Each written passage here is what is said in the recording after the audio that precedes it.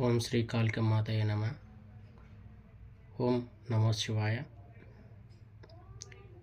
ఈరోజు నేను చెప్పేది ఏంటంటే కొన్ని మాలల గురించి చెప్తున్నానండి.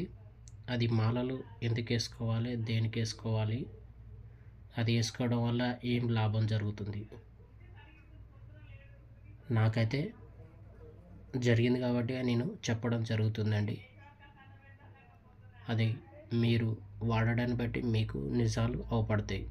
ఓకేనండి. ఇది రుద్రాక్ష మాల అండి, చూడండి.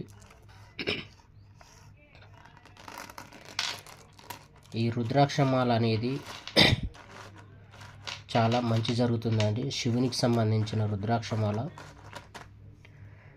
దీన్ని వేసుకోవడం వల్ల చాలా వరకు మనలో బాడీలో కొన్ని నెగిటివ్ ఉన్నాయి వెళ్ళిపోతుంటాయండి. దానివల్ల మంచి జరుగుతుంటుంది. అందుకే రుద్రాక్ష మాల వేసుకుంటారు. ఇది వేసుకోవడం వల్ల కూడా చాలా నీతిగా మాట జాగ్రత్తగా ఉండాలండి. మనం తప్పులు చేసి ఇది మెడలు వేసుకోవడం వల్ల మనకు నష్టం జరుగుతుందండి. రెండోది,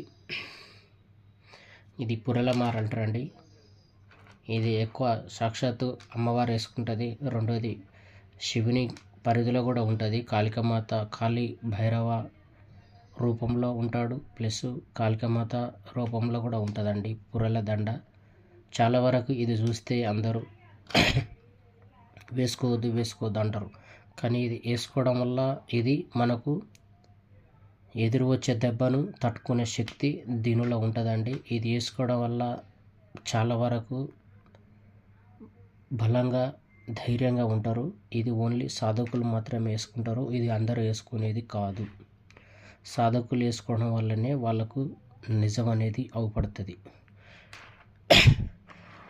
మూడోది, ఇది సాక్షాత్తు గంగతల్లిదండి. ఇది గంగతల్లి మాల. ఇది మనం బయటికి పోయినప్పుడు గంగలో స్నానం చేసేటప్పుడు ఇది వేసుకుంటాం. ప్లస్ ఇది వేసుకోవడం వల్ల కూడా మనకు అమ్మవారు అనుగ్రహం ఉంటుంది. దీని పేరు తామర మాల అంటారు. ఇది అమ్మవారిది, గంగా తల్లి. రెండోది, ఇది కరంగల్ మాల.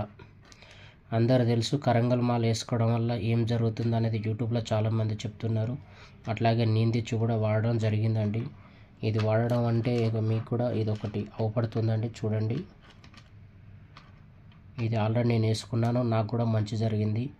మీకు నమ్మకం ఉంటే తీసుకొచ్చుకొని వేసుకోండి. నాలుగోది, బ్లాక్.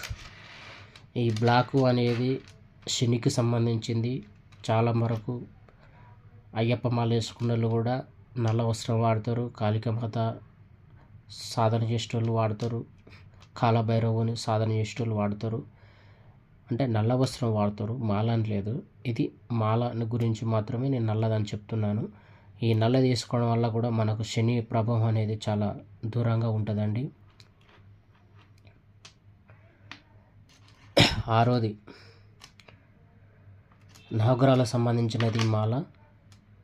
ఇది నవగ్రహాలు అంటే శనికి సంబంధించింది. ఇది కూడా వేసుకుంటారు.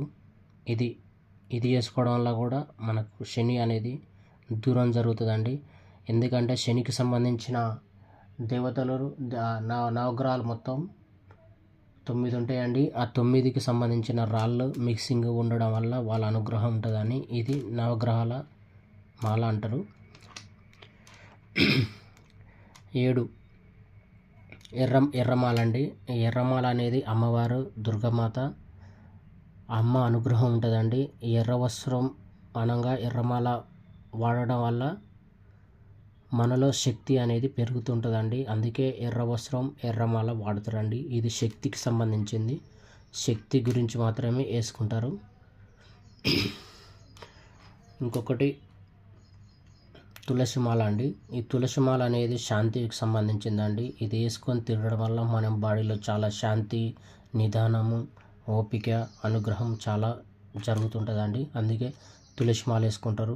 కొంతమంది తులసి చెట్టు కూడా పూజ చేస్తారు. అది చాలా శాంతి, అనుగ్రహం ఉంటుందండి. చాలా మంచి జరుగుతుందండి.